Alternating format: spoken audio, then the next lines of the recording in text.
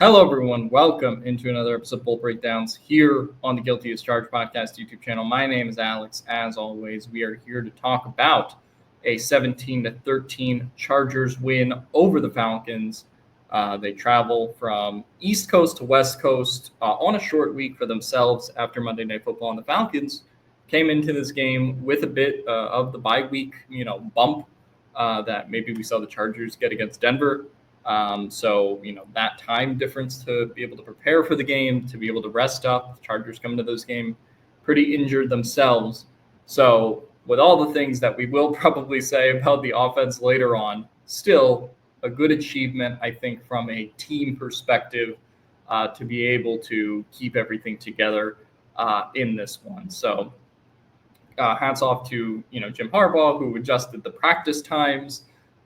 And admitted to that based on, trying to prepare for the East Coast opponent. Primarily they shifted it so everyone could go home for Thanksgiving early, on the Thursday practice. But, he said that also ended up kind of giving them a little steam to prepare for playing at the East Coast hour. So that was actually pretty good on the coaching staff. So great on the coaching staff, obviously. And let's dive into, what the players did on the field. And I think there is no other place to start than one Derwin James. This is his best game in years. That is not a diss to his other games the past few years, but it was like watching a one-man wrecking crew just workshop in this game. He ends up with something like 9 tackles, 4 run stops, and the interception, obviously, on Kirk at the end. And then I think it was a 46.4 passer rating when targeted. The numbers don't do him justice, but the numbers were what the numbers were. He was graded a 90.9 by PFF, which was actually his highest single-game defensive grade in 3 years, since week 12 of 2021. So certainly a Derwin resurgence game. And the quote that comes to my mind is Jesse Minter saying, hey, let's restate the claim as you of being one of the best safeties in football. And that's what Derwin James was today. The play that defines the game for me, the Kirk interception was cool at the end. 3rd and 5, I believe this is the second quarter. The Chargers have a chance to get off the field. At this point in the game, they had not been the best 3rd, 4th down defense, against the Falcons. But they come up with a big stop on 3rd and 5 around midfield that allows them to get the ball back and convert on a field goal drive. On this 3rd and 5, the Falcons sort of do this pitch play to Drake London. And the defensive line, if you watch it back, was sort of stymied by the Falcons' offensive line at this point in the game. And Derwin does this little thing where he comes off of his coverage just a little bit as like the play's about to start. So you still kind of don't know whether he's going to come and, basically as a blitzer to, blow up a play in the backfield. You still don't know what he's going to do. And he just sort of subtly leans in at the last second. They snap the ball. All of the defensive line has been, kind of moved back, and the Falcons block the play for the most part pretty well, except Derwin comes screaming across and, knocks Drake London back 3 yards. So a perfectly blocked play, except for the one, guy who played like his hair was on fire the whole day. So that play, summed up Derwin for me. He had 3 more. I don't know if that was technically counted as a run stop or if it was like a pitch play, but in total, he had 4 run stops in the backfield. In coverage, obviously, he was great from beginning to end. And I think you also have to talk about the intangible factor for him and bringing this defense together and the responsibility that he had in that. Jim Harbaugh talked about post-game the fact that, Marcus May had just gotten on the team on Wednesday when he was claimed off of waivers, didn't practice Wednesday, didn't practice Thursday, practiced once on Friday. And Derwin James, per Harbaugh, told him, hey, coach, I'm going to get him ready. I'm going to tell him, hey, he needs to be in the post. He needs to be in the flat. He needs to be in the half, right? I'm going to tell him, basically where he needs to be and get up to speed. And that leads to a play in the, 3rd quarter in which Kirk, bad ball in which he was trying to do too much in the end zone, But Marcus May, basically right off the plane is able to get an interception and be in the right spot at the right time, which we'll get to Harbaugh's decision, which caused that moment in a bit when we talk about some of the offensive struggles. So, but getting back to Derwin, bringing on all of these pieces together, like I just mentioned with May, and he's cycled through like different people starting in the secondary the whole year. Really, it's like, okay, bring Tarheeb up to speed, bring Cam up to speed, and Derwin and I would say Dion are the two key pieces in terms of like, hey, telling everyone, Dion's the green dot, but in terms of telling everybody where like they need to be and putting everybody in the right place at the right time, aside from Jesse Minter himself. And I definitely think you can see the confidence that everybody else has playing with Derwin as a result of playing with him. And that goes for Tarheeb, who was awesome today. That goes for Molden, who was really good. That goes for, Tony Jefferson, who's a vet who comes off the bench. Derwin, vouched for the team signing him publicly in the offseason once he came to training camp. So you really see, I think, the imprint from a roster perspective that Derwin's had on all of these guys that have needed to play when they've been needed. So in general, wrapping up some of the thoughts on this Derwin performance, I've often said with Poona Ford this season that I felt like I've taken a time machine back to 2020 in which Poona Ford was just, dominating when he was on the Seahawks. I think that's probably the best season he's put together before this one. And then, a couple of years go by, he's not quite the same player he was, didn't get the opportunity in Buffalo, but then, comes and establishes himself here as a really dominant presence. And I think the same thing of Derwin. Really, Derwin has had a couple of years where we've talked about some of the penalties. We've talked about him maybe being a little bit of a step slow, maybe not being able to kind of be exactly what Staley, wanted him to be, which was this jack of all trades player. And fast forward a year later, and I think the last month of Derwin James games, I think you could go back a little even further than that.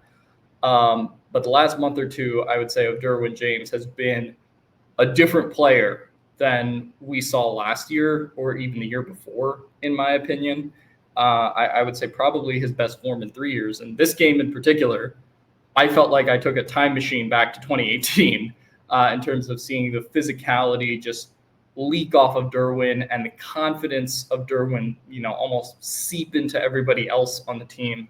As well. Now, obviously, that's going to come as, St. Kirkolas gives some early Christmas presents to the defense. But in terms of being in the right place, being, in the right mindset at the right time, I think we cannot diminish the role that Derwin plays in that process for the defense. So tackling, physicality, coverage, whatever metric you want to go by, the tape, was awesome. I'm sure I haven't gone back and I watched the tape, but live, it was awesome.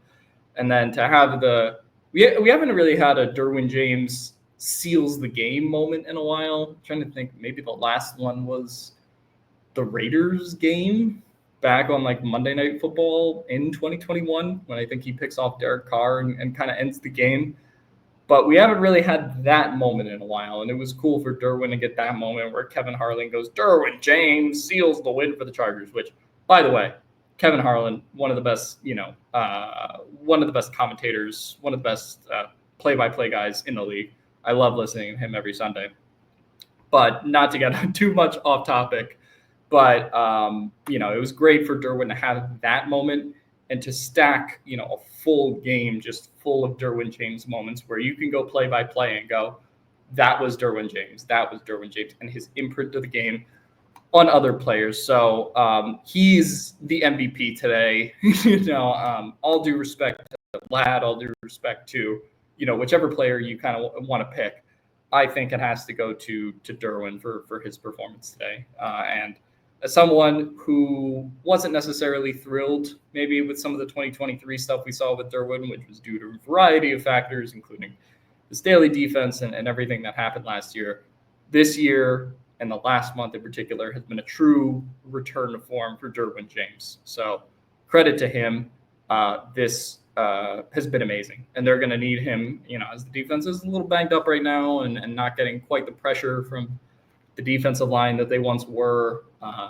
Injuries, kind of throughout the defense. They're going to need some of these Derwin games. So shout out to him. Tarheeb Still is I think the second name we have to talk about. Comes up with a number of pass breakups, including obviously the pick six, but a pretty pivotal third down play, I believe, in which he was able to jar the ball loose from Drake London a little bit, and then that sets up a fourth down stop that the Chargers were able to get. So that was a pretty huge play from him. And that big third down play by Still obviously sets up what we then saw from Derwin on fourth down, where he's able to get the interception. But, the confidence, the poise that Tarheeb has played with, Jim Harbaugh talked about it after the game, how locked in he's been as a player that's just come along. I think during the draft, we were all a little disappointed, maybe mystified with that pick, but Tarheeb has made us all eat shit and more about how wrong we were about his selection. He has been absolutely fantastic. The break on the Kirk Cousins interception, just the moments that he's had this season, wherever they've asked him to play. They've asked him to play outside. They've asked him to play the slot. They've asked him to do whatever they need. And the Chargers are not 8-4 if Tarheeb does not step up the way that he has in the secondary. I can say that much, right? Obviously, it's been a revolving door kind of around him, whether it's Christian Fulton being injured, Cam Hart now being injured, God knows where Asante is. But, he's had to be the guy that steps up and be the Chargers' primary outside corner next to Christian Fulton in this game. And so shout out to him.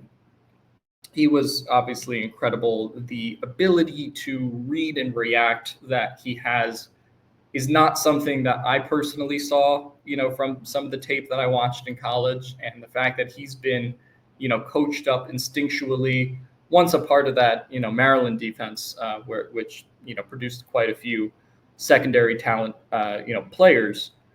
But the fact that we've seen that translate that in real NFL game speed is a credit to everybody who brought him on. Obviously, Navarro, Bowman worked a year at Maryland, and they really liked what they saw from him as far as all of the coaches from this team that originate from the Big Ten. So shout out to the coaching staff on that one. Shout out to, obviously, Joe Ortiz. And, I'm proud to admit that, not just – okay, he's had a couple fluky games. This is real shit that we are seeing from Tarheeb Still. And I really do think it's going to carry over for a good deal of this season. So he's had impressive instincts, great in coverage. There not much more that I can say about him there. So love to see everything that we have seen from Tarheeb. Derwin in this game, really everyone in the secondary, I had some problems with Christian Fulton, who got a little grabby. And, the last couple of weeks since he's returned from injury have not quite been what the first half of the season was for him. But all in all, I thought Molden played pretty well. Tarheeb, who we just mentioned. So the secondary play in this game, Tony Jefferson. Shout out to Tony Jefferson, who I'll talk about for a little bit. Ends up playing, I think, 54 snaps in this game, which was, the most he had played this season. I think for the first half, he led the team in tackles. I'm actually not sure. I'm not sure who led the team in tackles by the end of the game. I kind of want to peruse PFF now and look to see if it actually was, if it actually ended up being Tony, which would be kind of a crazy thing to think about. I'll have to go back and look through that later to see just how many tackles he had. But he ended up leading the first half in tackles and played really well. We've talked about him just kind of being on the practice squad. He's been elevated a couple times. He's played a couple times.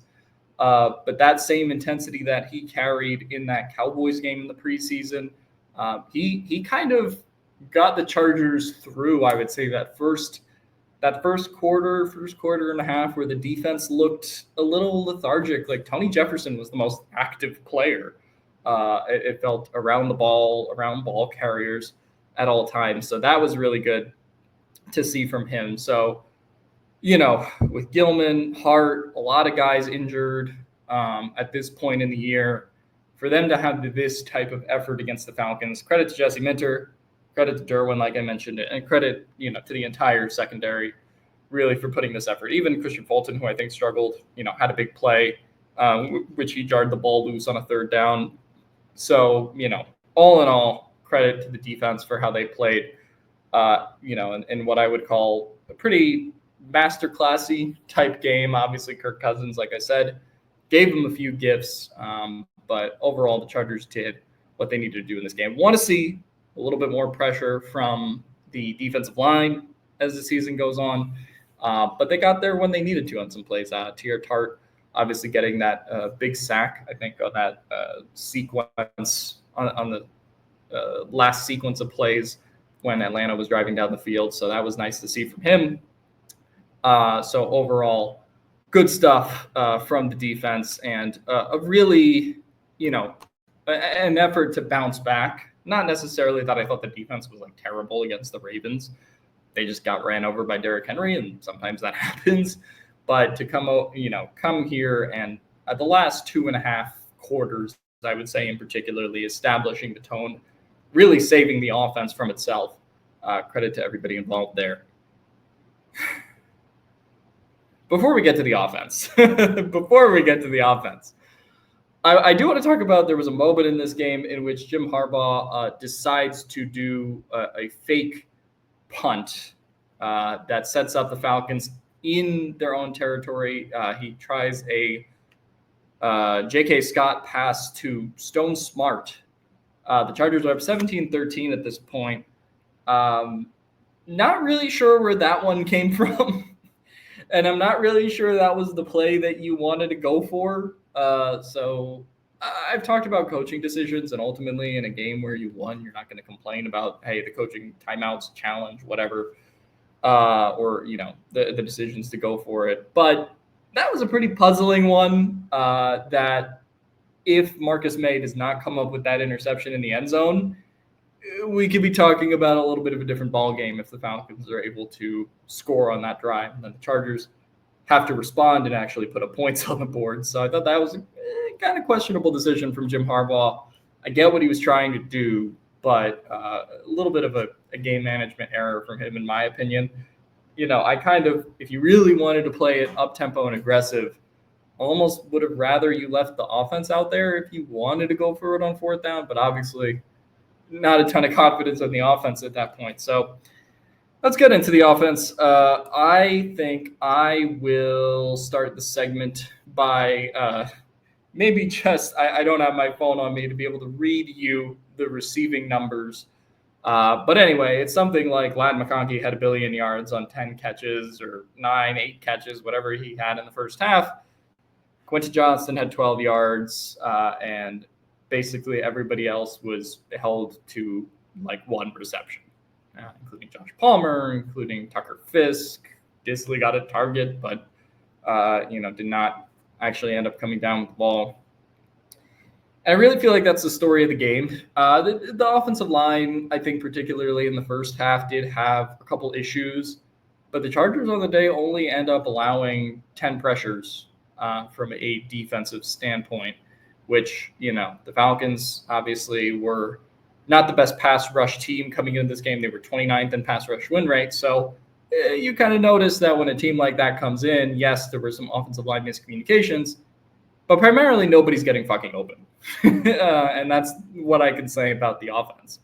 And it really feels like they're in this position until someone emerges, right? And it doesn't really feel good to say, but Quentin Johnston for the last, I'd say 10 quarters, dating back to the Cincinnati game, has been a huge disappointment, despite how he's played Previously this season, he gets the ball dislodged by AJ Terrell, which was a good play by Terrell, but it feels like he's really, really afraid of contact. And I think you could see that both in this game, in particular the Ravens game that we just saw, which is kind of unfortunate. Josh Palmer and him really aren't creating all that much separation for Herbert to throw into. I didn't think this was the best Herbert game either, to be fair. A couple situations where I think, he could have tucked and ran. A couple situations where, maybe just chuck the ball away earlier and not take the sack from a coverage sack standpoint. And he admitted that in his post-game press conference in terms of getting the ball out faster and all that kind of stuff. But the real problem with this offense is they don't trust anyone other than Ladd McConkey to make a play. And that's it. Obviously they're hurt, particularly in this game, by the absence of J.K. Dobbins. I think Gus had 6 carries for 32 yards, Kamani 2 for 20. Not a bad rushing production day from an efficiency standpoint, but they're not able to be that volume running team without Dobbins, and they don't have his contribution in the receiving game as well. So then it kind of comes on the, pass catchers on this team to really step up in that context. And, yes, the Falcons secondary is good. Credit to AJ Terrell, credit to Bates, credit to Justin Simmons and all those guys. But at some point, you just got to win your matchups. And it just feels like the Chargers cannot do that right now. Other than Ladd McConkey, who, goes over 100 yards again, has an absolutely insane first half, made some adjustments to him in the second half, and then obviously he ends up not playing much in the fourth quarter due to a knee injury, was ruled questionable to return. He didn't end up returning.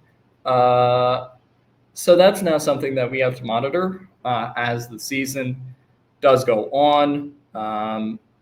And going into Kansas City, potentially without Ladd McConkey, we'll see what he's able to do in practice this week. But really, really unfortunate and really the wrong time for an injury if Ladd is not able to go in that one. And you just wonder, how many pick sixes will the defense have to have against the Chiefs to be able to come out with a win if that is the case?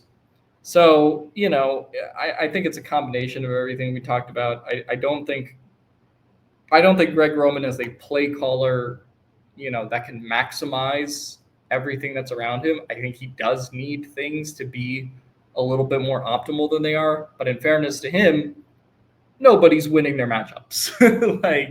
And you see that on a pretty consistent basis outside of Ladd. So then it just leaves the offense and the offensive coordinator and Herbert, in a position of who do we trust to be a source of consistent offense? And there's nobody that they trust. And it looks like an offense in which nobody is really trusted to go out and make that play, unless it just, hey, they're down, we're going to target you just because we have to, right? Just because we have to throw to somebody. And so that is the unfortunate part about watching this offense right now. And I don't really know what the fixes are. Because like I said, I don't think Greg Roman is that, play caller that kind of maximizes the talent around him, or is going to find, creative ways to do things. Do you play DJ Chark? But they only play DJ Chark 2 snaps in this game. So clearly they don't think he's one of the best, 4 receivers on this team. Do you wait for Semi Fehoko to come back? If he is coming back, I'm just kind of trying to think through, what are the reinforcements at this point? And then it goes back, of course, to the trade deadline. They decide not to make a move, which from a long-term perspective, I wasn't necessarily against, right? If you look at this as sort of the rebuild, retool year and look to get things back in the future. But, if they had traded for a wide receiver, does this offense look a little bit better than it does now? If they trade up for a tight end, so on and so forth. they decide to stand pat at the deadline. And when you've had the injuries rack up on them, and now Ladd being injured along with JK, this looks like an offense without those two players that did not make a move at the deadline. So that's really all my thoughts on the offense. I mean, and they only had 150 yards, so I guess there's not a ton of thoughts to necessarily have. I do not think it is the absolute worst case scenario, but the fact that, you probably need to get 2 more wins to clinch a playoff spot, right? And then, you can hope, obviously, down the stretch of the season that Dobbins is able to return, Ladd is okay, and that things kind of, approach a more normal-looking offense. You got a really great Herbert game, okay.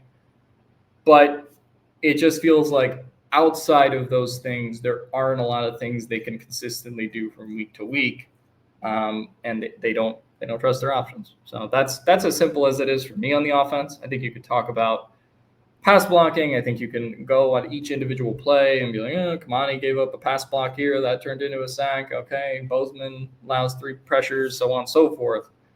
But this game was really nobody is winning down the field consistently. And if you don't do that, it's really hard to win in this league unless you get, the best defensive game of the season. How translatable, how replicable is that in your other games, right? They're going to have 3 straight games here. Not necessarily, world beater opponents, but they play the Chiefs and Arrowhead. The Bucs come in, they have Mike Evans. They have playmakers that can make plays, Bucky Irving. The Broncos will come in here eventually, and they've looked much more fluid offensively as of late. So, as the Chargers head into this playoff stretch and you think about some of the teams they'll have to play in the playoffs, I don't want to get too doomer about it, but at the same time, it's like, what are the answers once they do hit the postseason? And right now, I don't know what they are, right? Right now, I'm like, all right, if I was devising a game plan and I'm writing up a game plan full of notes, it's like 1, Ladd, 2, hand the ball to JK and expect him to turn a 3-yard loss into a 12-yard gain. 3, Herbert does something crazy. 4, there's no 4. That's the entire offense.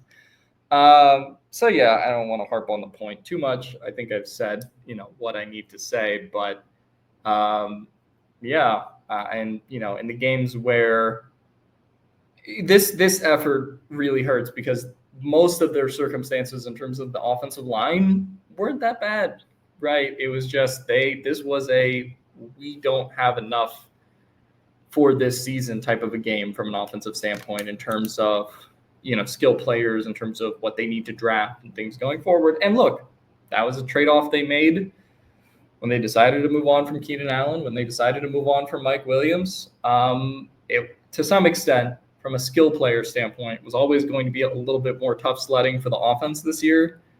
But now they're seeing it really hit them, so to speak, in real time. And now that QJ's confidence is down, Palmer, a very kind of player from week to week, it really shows in the offense. So I hope at some point, they can kind of find some more consistent sources of offense, or Greg Roman can do something. But it really, for the last 10 quarters, has felt pretty helpless.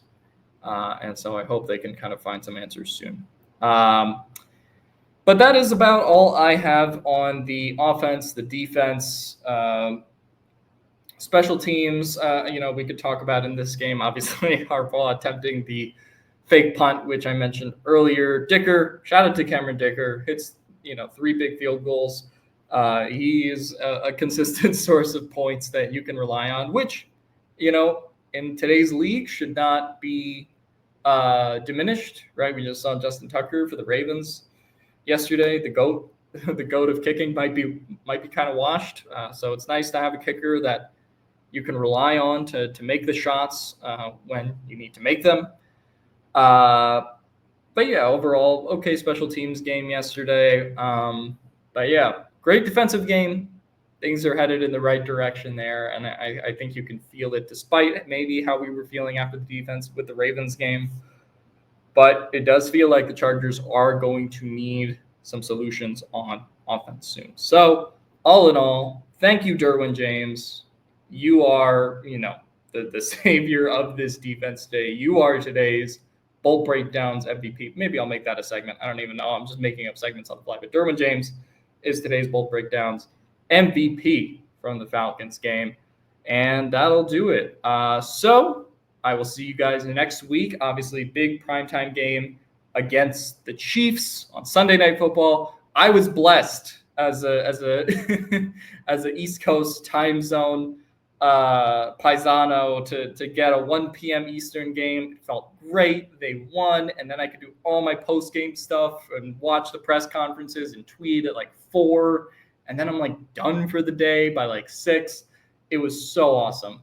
Anyway, we're right back into the thick of 2 more primetime games this season with the Chiefs and the Broncos, and then whatever is to come in the playoffs. So I did appreciate this 1 p.m. Eastern time game for what it's worth. Maybe we'll get one against the Patriots too.